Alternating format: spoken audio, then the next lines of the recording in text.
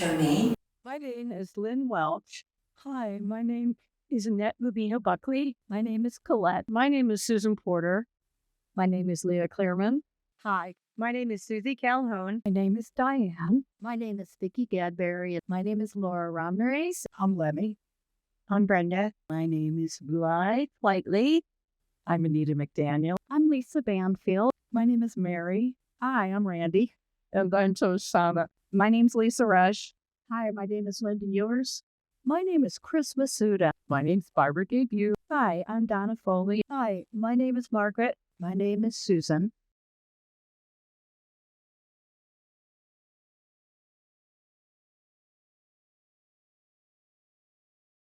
I'm a weaver. I like to make art quilts and do folk art stitching. I sew. I'm actually sewing a dress here. I'm a weaver. I'm a hand weaver. I've been sewing and doing needlepoint and doing various fiber arts since I was like 8. We dye things. And my fiber arts obsession is crochet. And my art is pine needle weaving around my membrace ceramic bowls. I'm a weaver. Who make female felted sculptures. My fiber art is doing pine needle baskets. My fiber art is totally eclectic. I collect clothing labels and put them on tote bags. I use batik fabric to put on recycled lampshades. My fiber art consists of taking either worn out cashmere sweaters, things that people have thrown away, jeans. My favorite are old tablecloths, but I've also made fun little animals out of hand knit socks that people have given up on because they have holes in them. I've always been interested in fiber arts and sewing. I work with tapestry and wearable art, and I just like to make something out of nothing, meaning secondhand yarns and secondhand materials. And I make quilts, hats, and tote bags mainly, and some wall hanging. I'm a hand weaver.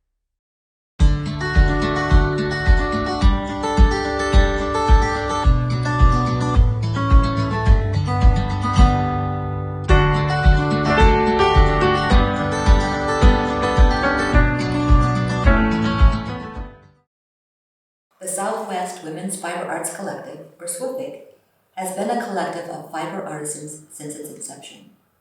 Following a newspaper article in the fall of 2004 about the New Mexico Women's Foundation offering grants for cottage industries, the 3 founders started discussing the possibility of a collective and met another founding member by chance at a yarn shop in Las Cruces.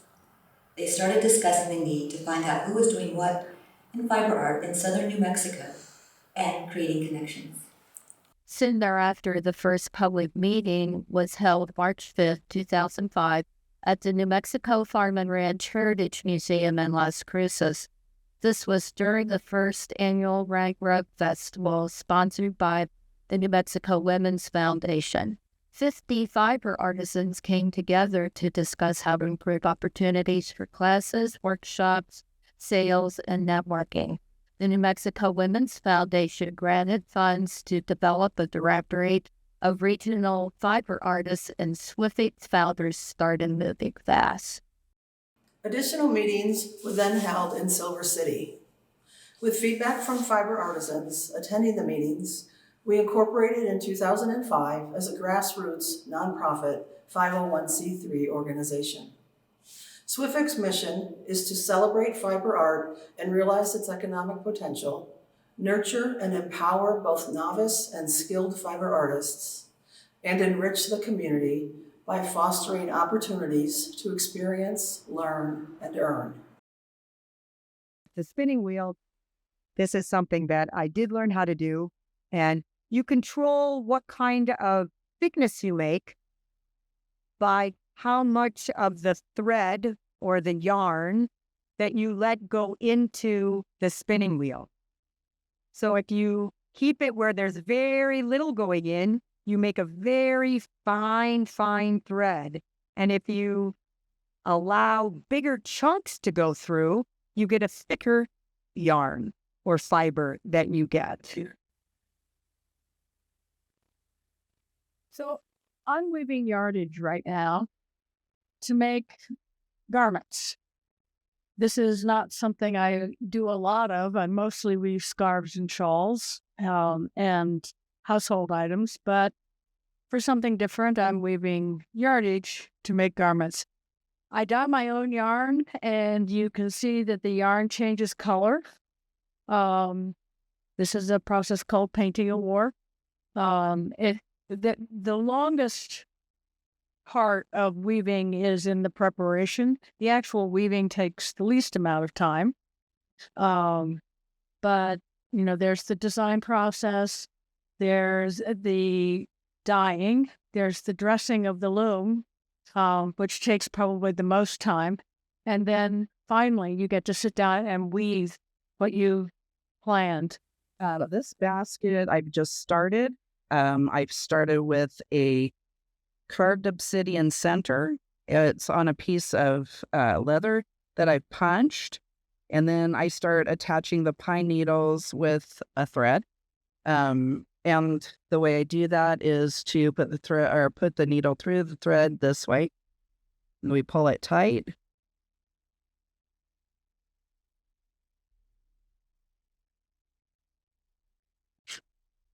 And start again.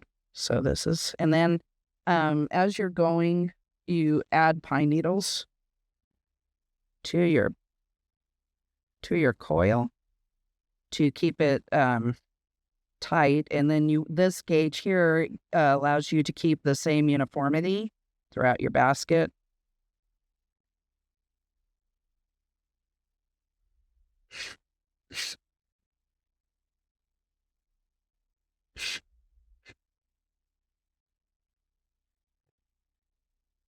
So this is how we do this. This is the process by which we put solid dye on the tie shirt. We're going to create a design, a geometrical design, using the dye.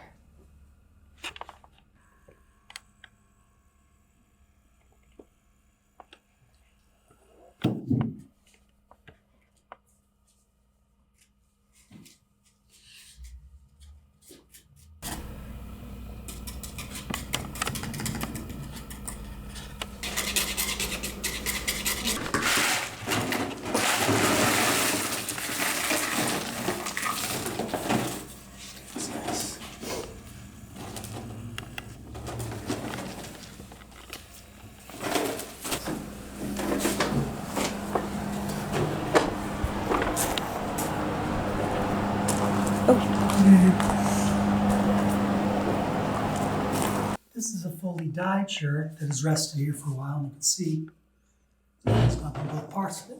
That one got dyed yesterday. This one got dyed a few hours ago. And we had it outside. Brenda, can you do the last part of this? Sure can. You rinse the shirt out, treat it, wash it.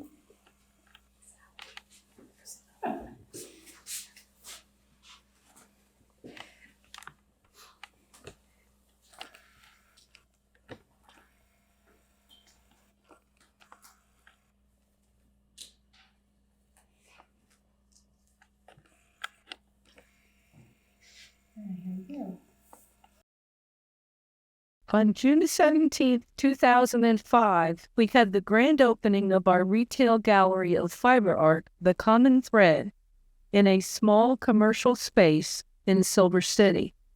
We continued to participate in the New Mexico Women's Foundation Rag Rug festivals, as well as other fiber sales in southern New Mexico. The Common Thread served as the southern information site for the New Mexico Fiber Arts Trail. At the same time, we developed outreach programs and held our first fiber art camp for youth. We were busy. SWFAC quickly outgrew the Common Thread gallery space and moved to a much larger space a year later. The Common Thread at one time sold the work of 70 fiber artisans from southern New Mexico, West Texas, and Arizona. In 2015, due to declining sales and the lack of needed volunteers to run the gallery, the Common Thread closed.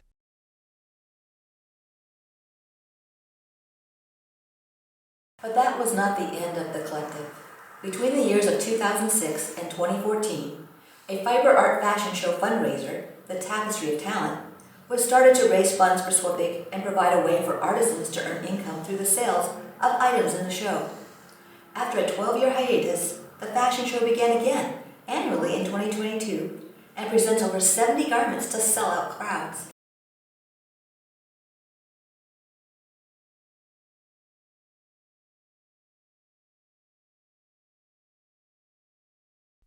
I have 4 pieces going in the fashion show, 4 baskets, 3 are baskets, one's a wall hanging. So this is the one that I started when you were filming at my house.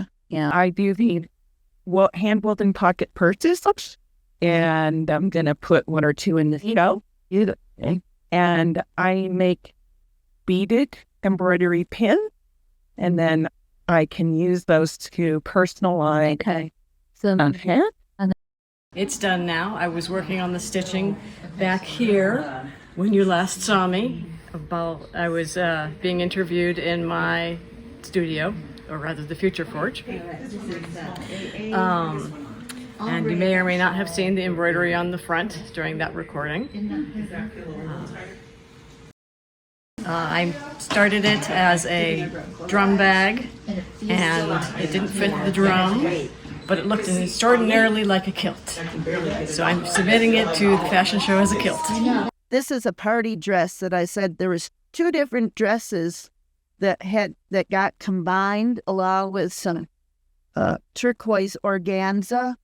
And I took the sleeves from one dress and I'm sewing that into the pink dress, which was a sleeveless dress. Then I added to the back the part of the other dress with some organza underneath it. So when the model walks down the aisle, she'll swoosh these like a party. And I'm also working on this white outfit that was a long white blouse. I've added a white bohemian skirt, and then all this lace came off of a pillowcase.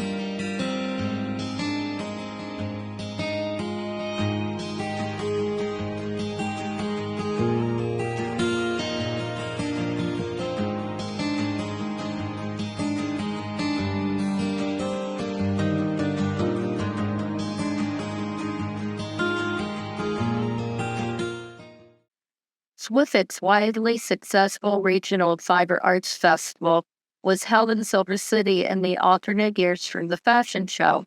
The show had exhibits, vendors, classes, demonstrations, and a SWFAC store to sell members' word. It brought vendors from 8 states, and more than 1,200 people attended 3 events held in 2011, 2013, and 2015. The Fiber Arts Festivals were organized by longtime member Lynn Welch with a large committee of SWFAC member volunteers. It cannot be stated enough that all of these activities happen because of passionate and committed volunteer members. So many people have dedicated time and talent over SWFAC's past 20 years. Funding has come from the New Mexico Women's Foundation, the McCune Foundation, the Domanica Foundation, Freeport-McMoran, and New Mexico Arts. Current funders include the Town of Silver City, Susie and Janie, and the Elks Club, along with generous donations from our members. SWFAC has stayed viable by pivoting in response to membership needs. We currently host the yearly Tapestry of Talent fashion show and fall fiber arts sale. SWFAC also offers a monthly mental health and fiber day for members, a social gathering to share projects, skills, design challenges, and supplies.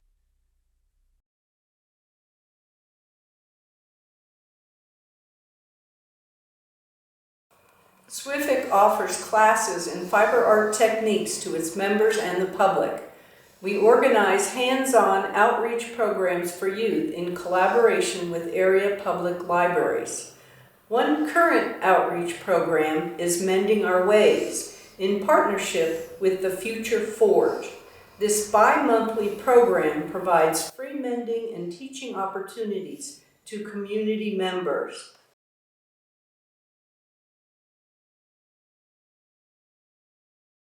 Other events that educate the public about fiber arts include various library displays and the large Focus on Fiber exhibit shown in a downtown Silver City storefront in May 2021.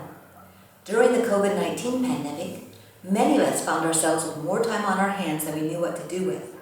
The artists in our collective kept themselves busy by pursuing their passion for creating with fiber. This exhibit featured the handiwork of 17 SWFAC members from the Silver City area. It was set up to view through the windows from the sidewalk. Many onlookers commented excitedly about how it reminded them of big city department store window displays. On Saturday and Sundays during the exhibit, various fiber art demonstrations were presented for the public's enjoyment by many SWFAC members.